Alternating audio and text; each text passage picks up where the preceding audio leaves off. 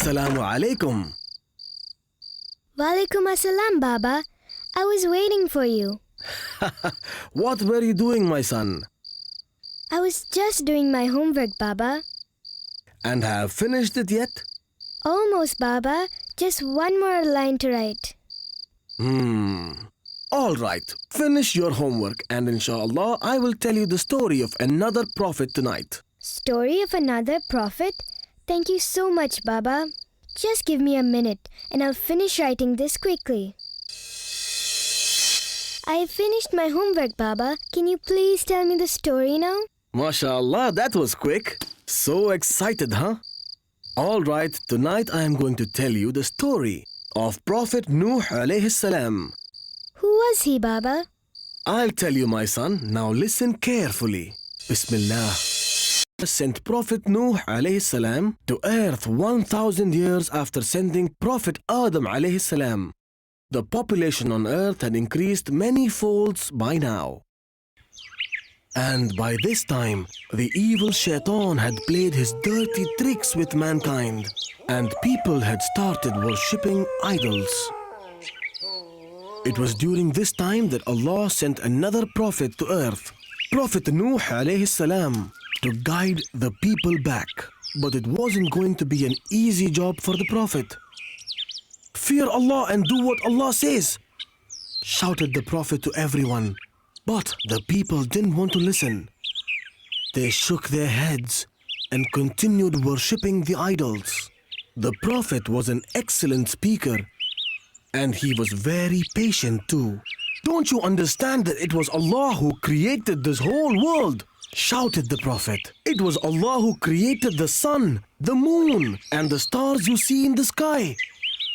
He created the rivers, the mountains, the trees, and everything you see around. He did all this for you, and you alone. Then why are you not showing him any respect? Why are you worshipping these idols? But the people turned their backs on him, saying, who are you to advise us?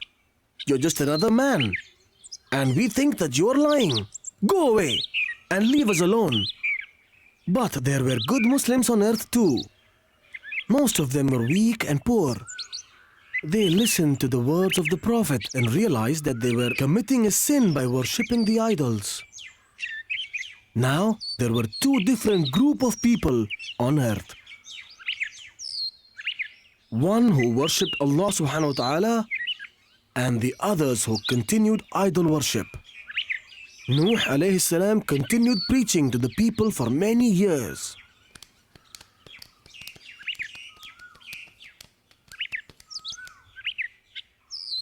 The idol worshippers soon became tired of the Prophet. You've been preaching lies for long enough, they said. We are going to stone you if you do not stop. But the Prophet ignored them and continued calling the people tirelessly. He preached to them during the day and the night. On many occasions, he was stoned by the idol worshippers while preaching to the crowd. He was even beaten with the sticks. You are no different from us, shouted the idol worshippers. You are no prophet. You are just another man. And why should we listen to you? I am telling you the truth. The Prophet pleaded to them. You are committing a sin by worshipping the idols. But the people didn't listen and they beat him again. I fear for you. Allah is going to punish you one day, the Prophet shouted to them. But the people had no shame and they said, he is a fool. Don't listen to him. All this pain did not let the Prophet to stop calling out to the people.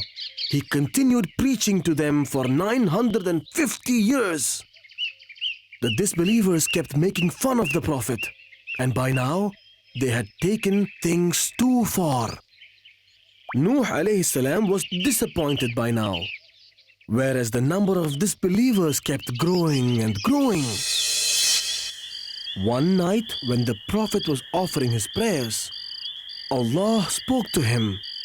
Don't be sad, Nuh, God said to the Prophet. You have done what you were asked to. I am going to punish all the people on earth for their wrongdoings.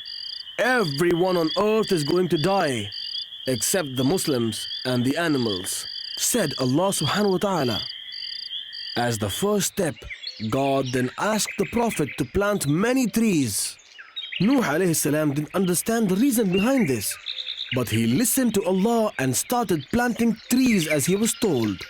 He also asked the good Muslims who listened to him to do the same. They did this for more than 100 years.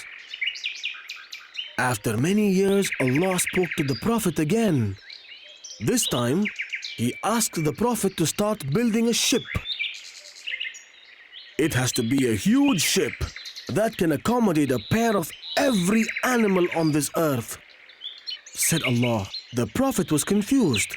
He didn't know how to build a ship, and no one had ever made a ship before. In spite of this, the Prophet started making the ship with the help of the Malaks. First, they made plans for building the ship. No one knows the exact size of the ship. Some say it had a length of 600 feet, and others say it had a length of 2,400 feet. Whatever it was, the ship was sure going to be a gigantic one. We will help you to build the ship, said his children and the Muslims, and they joined the Prophet. First, the Prophet had to choose a place for building the ship. He chose the mountains far, far away from the city. The Prophet collected the tools and set out to build the ship. They started cutting down the trees for wood. Yes, it was the same trees he had planted more than 100 years back. Then they started building the ship as per the plan. The men worked very hard, day and night, to build the ship. When the disbelievers saw the Prophet building a ship on the top of a mountain, they started making fun of him. "Ha, you are such an old fool," they said. "Why would you possibly need a ship so huge?" The others said, "And how are you going to take it to the sea?" "You would come to know very soon," replied the Prophet. The people didn't know why the Prophet was building the ship, and they thought the Prophet had lost his mind. The Prophet and his men kept working hard. After many months, the ship was finally ready. They then thanked Allah for helping them to finish the ship. The time for the flood was nearing day by day. One night, Allah told the Prophet that he will start flooding the earth the day when the Prophet sees water coming out of the stove in his house. You see, this huge ship built by the Prophet had 3 different sections. What were the different sections for, Baba? They were for 3 different types of animals, Amir. The first one was for birds.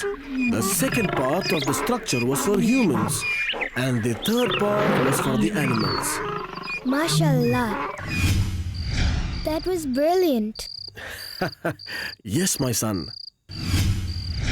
And while the day of the flood got nearer, animals and the birds started arriving one by one. They were arriving in pairs, one male and a female. There were elephants, giraffes, lions, rabbits, parrots. And soon the ship was filled with all the variety of animals and birds from the earth.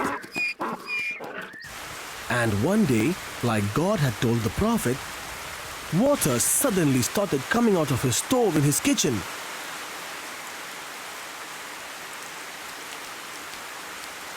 This was the sign Nuh alayhi salam was waiting for. He knew that the time of the flood had arrived.